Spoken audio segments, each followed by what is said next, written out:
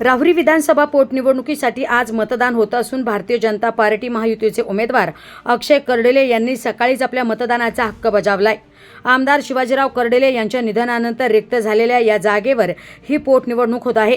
स्वर्गीय शिवाजीराव कर्डिले यांनी केलेली कामे आणि जनतेचा त्यांच्यावर असलेला विश्वास, ज्या माध्यमातून आपल्याला जनता निवडून देईल असा विश्वास अक्षय कर्डिले यांनी मतदानानंतर व्यक्त केलाय.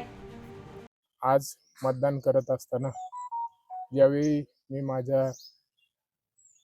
अनुक्रमांक नंबर 1 कमळ या चिन्हासमोर बटन दाबलं, त्यावेळी एक एक क्षण जो साहेबांसोबत मी व्यक्त केला, त्या सगळ्या आठवणी आल्या. त्या चिन्हासमोर ज्यावेळेस मी बटन दाबत होतो त्यावेळी साहेब दिसले. साहेबांची आठवण आज प्रत्येकाला होतीये, कारण की आज जे मतदान मला सर्व घडतंय हे प्रत्येकाच्या मनामध्ये साहेबांचं एक भावना आहे, प्रेम आहे. आज प्रत्येकजण ह्या मताच्या रूपात ते साहेबांच्या प्रती असणारं प्रेम हे व्यक्त करणार आहे. आज आता मी माझं तसं दुर्भाग्य समजतो की मी उमेदवार आहे, पण माझ्यासोबत माझे वडील नाहीत.